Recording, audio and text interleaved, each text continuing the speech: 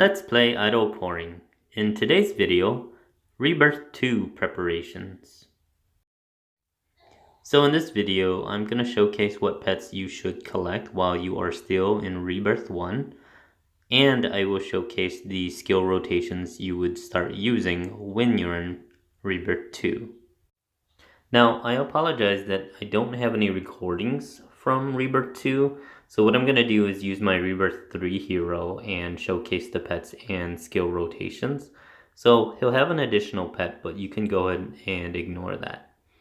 What I'm doing here is changing my idle set to my push set.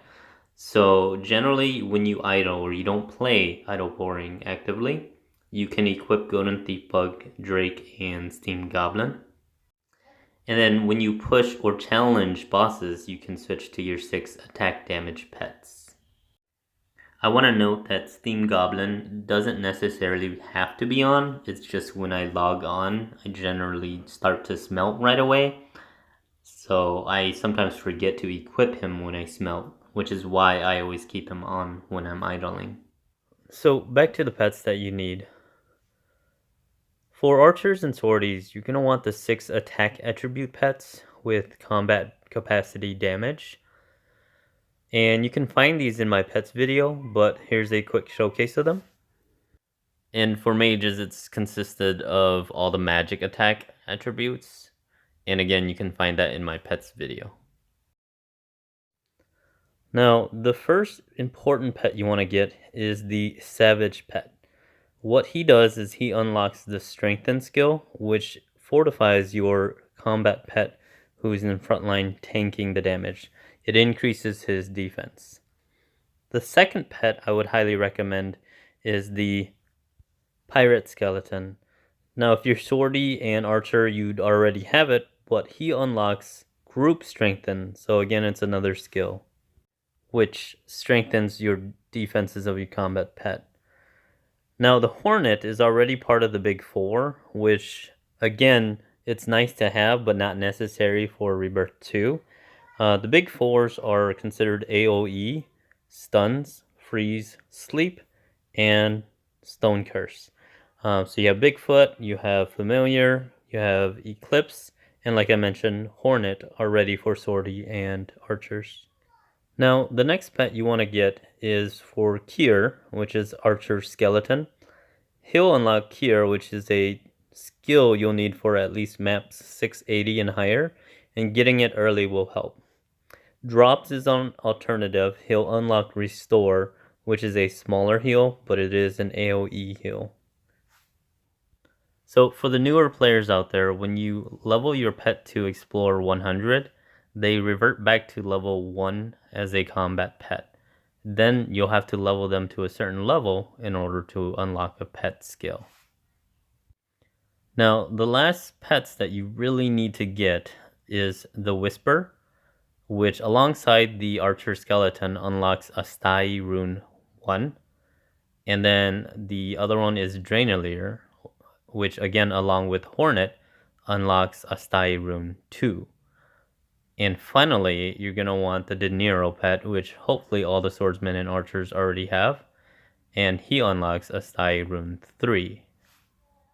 Astai Rune 1 and 2 makes your single target spells hit 2 targets. And level 3 hit AoE all targets. Now, if you want to prepare even more, you're going to want Lunatic so that you get Strengthen level 2. And Vadon as well as Therafrog to get Protection level 2.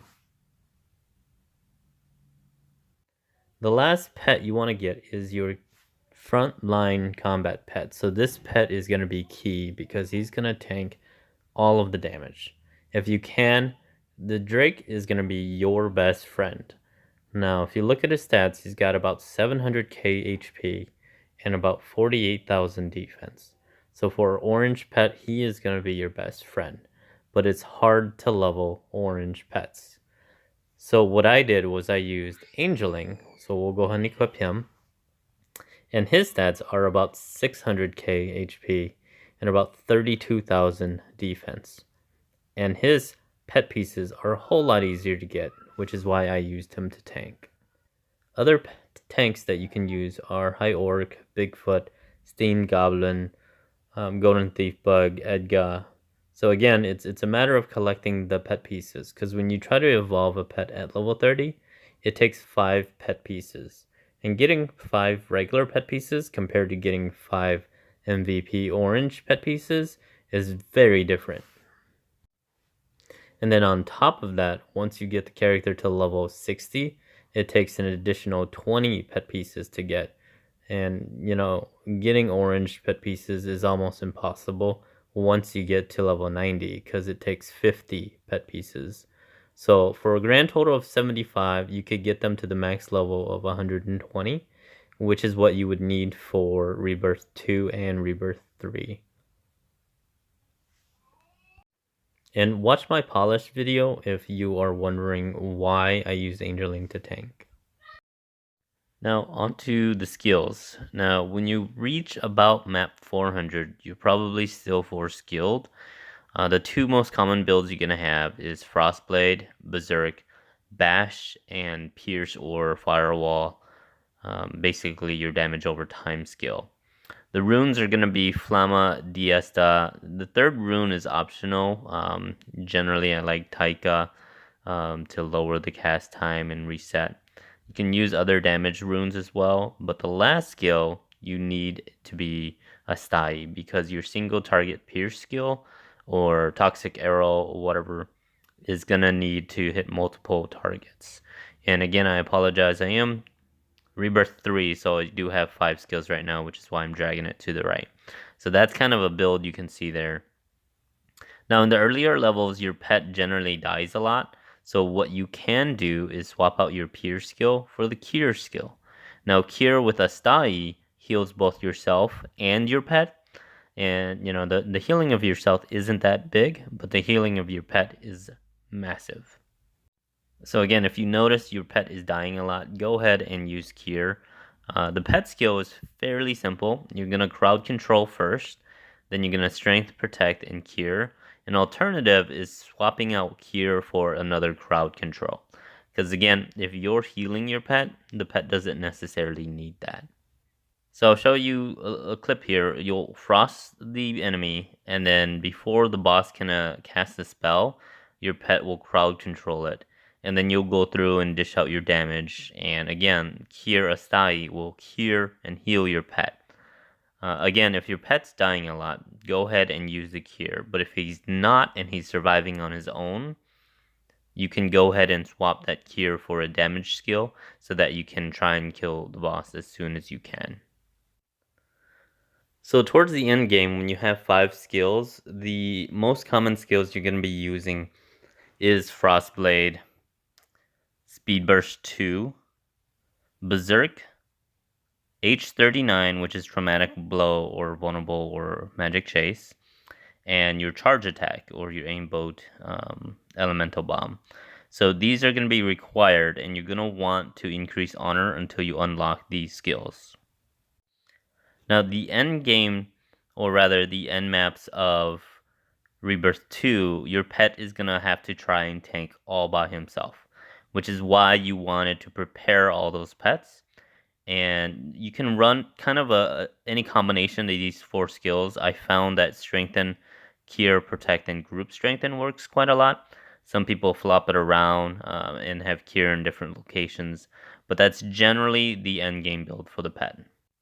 Now, taking a look at the runes themselves, the 2 big runes that you will want is the Taika rune and the Astai rune. Astai, of course, you want to put on your charge attack so that you can hit all monsters all at once. And Taika, again, it reduces the cast time of a spell.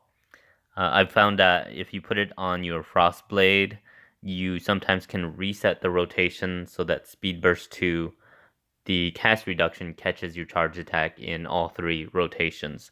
So you're going to have to play with that because everyone has a different cast time and everyone has different skill levels.